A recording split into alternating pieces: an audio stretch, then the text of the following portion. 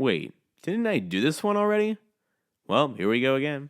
I recently went back to Six Flags Over Texas for the first time in a couple of years. I was able to get on more coasters than last time, so my ranking is more full and accurate. Before we get started, if you're interested in metal music, you should check out my Spotify profile featuring my new song, Disrespect.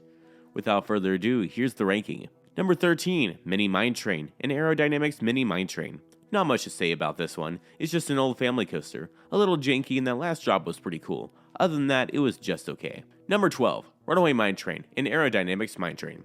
The first Aero Mine Train was one of the better ones. What's weird is that the first half of this ride is extremely rough and the rest is downright smooth. It's just your standard mine train with a very small amount of terrain usage.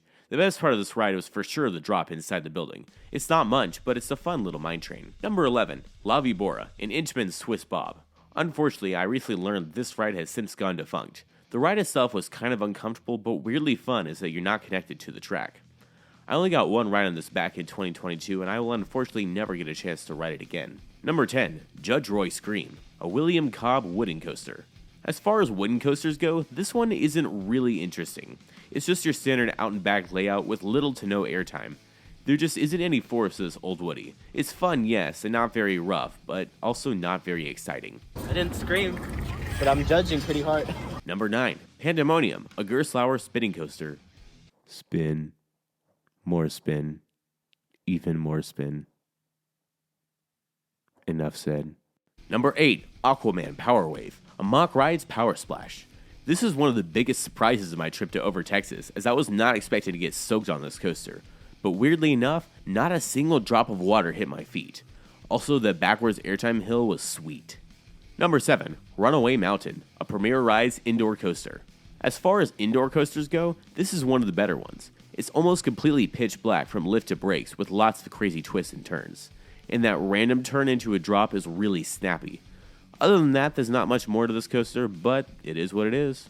Number 6, Titan, a Gio Vinola hypercoaster. Basically, this is Goliath 2.0. Same drop, same airtime hill, same downward helix, but there's also an upward helix. That is one of the craziest and most intense moments on any coaster that I've ridden. The rest is just okay. No airtime on that drop, weak airtime on that hill, and a bunch of forceless turns. But that helix is worth the whole ride. Number 5, Joker, an S&S 4D free spin. Some people hate free spins, I like them. Especially when I get 3 flips in one ride. To my almost exclusive male audience, I highly recommend you push your restraint down as hard as possible, because if you don't, you could feel pain in an uncomfortable spot. Other than that, it's a really fun ride. Number 4, Batman The Ride, a B&M inverted coaster. If you've been to a Six Flags park, chances are you've ridden Batman, and it's the same as all of them, although the one at Magic Mountain is better than this one due to it being whippier. The ride is really intense and just a ton of fun. Not much else to say is that there are so many of these out there. Number 3, Shockwave, a Schwarzkopf looping coaster. This is the best Schwarzkopf coaster that I've ever been on. It starts with the slowest lift hill ever, then you get a surprise bit of airtime on the drop. Then you hit the double loops, which is very intense. Then you hit the airtime sections, which is really powerful and really janky. Unfortunately, the brake slams pretty hard at the end, but other than that, it's a fantastic coaster. Number 2, New Texas Giant, an RMC hybrid coaster. The first RMC is just okay, for RMC standards. The airtime is definitely weaker than other RMCs I've ridden, and the pacing kind of dies by the end. But the drop is awesome, the wave-ish turn is awesome, and the airtime hills throughout the layout are just pretty cool. Any RMC is awesome, and this is no exception. Number 1, Mr. Freeze, a Premier Rides LIM launch coaster. As expected, this is still my favorite coaster at Six Flags Over Texas.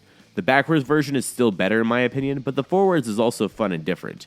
I don't know why, that LIM launch is pretty powerful, and that inverted top hat is one of the most psychotic elements ever. Truly an awesome coaster. And that's the ranking. If you enjoy, leave a like and comment, and don't forget to subscribe for more theme park and metal content just like this. Until next time, bye.